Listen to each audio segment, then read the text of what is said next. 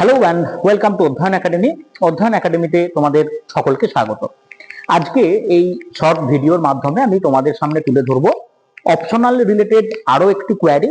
যেমনটা আমি তোমাদের বলেছিলাম যে আমাকে লিখে পাঠাতে কি ধরনের প্রবলেমের মধ্যে তোমরা পড়ছো।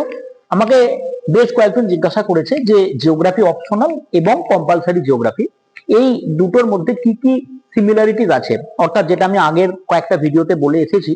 জিওগ্রাফি অপশনাল নিলে ডেফিনেটলি কম্পালসারি জিওগ্রাফি যেটা আমাদের পড়তে হয় প্রিলিমিনারি 25 নাম্বার এবং মেন্সের 100 নাম্বার, সেক্ষেত্রে যথেষ্ট সুবিধা পাওয়া যায়।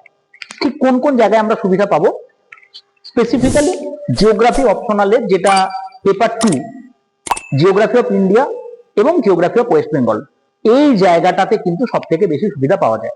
তার কারণ টোটাল যে সিলেবাসটা আছে তার ফিজিক্যাল দিক এবং রিজিওনাল ইকোনমিক্যাল দিক যেটা পুরোটাই কিন্তু আমাদের ডেসক্রিপটিভ ওয়েতে পড়তে হচ্ছে অপশনালের জন্য। এবং সেম জিনিসটা আমরা যদি ভালোভাবে পড়ি, শুধুমাত্র এমসিকিউ কোয়েশ্চেন না দেখে, তখন কম্পালসারি জিওগ্রাফির জন্য কাজে লাগে। অর্থাৎ আমি ভারতবর্ষের ভূপ্রকৃতি আলোচনা করছি অপশনাল জিওগ্রাফির জন্য, সেম জিনিসটা সেখান থেকে শুধু কোয়েশ্চেনের ফরম্যাটটা চেঞ্জ হয়ে যাচ্ছে।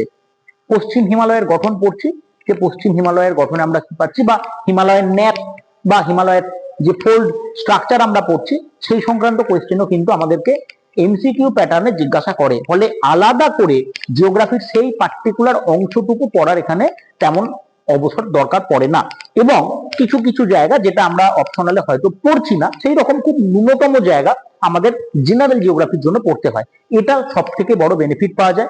এবং অ্যাট দ্য সেম টাইম যেগুলো ডিস্ট্রিবিউশন টাইপের প্রশ্ন আসে, যেমন কোনো জায়গায় শিল্প বলা যেতে পারে, কোনো জায়গায় এগ্রিকালচারাল প্রোডাকশন বলা যেতে পারে, এগুলো যখন আমরা ম্যাপের পয়েন্টিং এর থ্রু দিয়ে পড়ি, সেটা আমাকে অপশনাল পেপারে যেমন ভালো আনসার লিখতে সাহায্য করে একটা প্রশ্ন, তারপর তার ম্যাপ দিয়ে লোকেশন বোঝাতে সাহায্য করে, ঠিক তেমনই জেনারেল জিওগ্রাফির ক্ষেত্রে কম্পালসারি জিওগ্রাফিতে কিছু ধরনের প্রশ্ন হয় দেখা যায় যেখানে যে পশ্চিম থেকে পূর্ব দিকে এই শিল্প কেন্দ্রগুলোর অবস্থান বর্ণনা করো বা ইত্যাদি ধরনের কোয়েশ্চেন সেক্ষেত্রে সাহায্য করবে। তাহলে খুব সহজ ভাষায় বলতে গেলে আমাদের জিওগ্রাফি অফ ইন্ডিয়া এবং জিওগ্রাফি অফ ওয়েস্ট বেঙ্গল আলাদা করে পড়ার কিন্তু দরকার পড়ে না। ইনফ্যাক্ট অপশনাল জিওগ্রাফি থাকলে তার কিছু ফিজিক্যাল ডিসকাশন এটা আমাদের ফিজিক্যাল জিওগ্রাফির অংশে বা কার্টোগ্রাফির দু একটা প্রশ্নের ক্ষেত্রেও সাহায্য করতে পারে।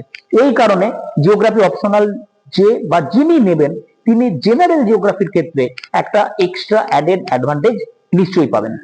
যারা যারা তোমাদের অপশনাল জিওগ্রাফির জার্নিটা আমার সাথে শুরু করতে চাও, তারা অবশ্যই নিচে দেয়া ডেসক্রিপশনে চেক করে নেবে এবং নিচে নাম্বার উল্লেখ করা আছে, সেখানে যোগাযোগ করে আমার অপশনাল কোর্সে এখানে অধ্যয়ন একাডেমিতে তোমরা ভর্তি হতে পারো।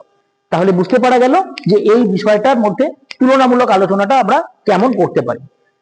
এর পরবর্তী প্রশ্নের উত্তর জানতে বা আরো যদি কোনো প্রশ্ন থাকে, ডেফিনেটলি অধ্যয়ন একাডেমির এই অফিসিয়াল ইউটিউব চ্যানেলটিকে সাবস্ক্রাইব করে রাখবে। সেখানে এই ধরনের প্রশ্ন নিয়ে আমি রেগুলার বেসিসে আলোচনা করে থাকি। Thank you.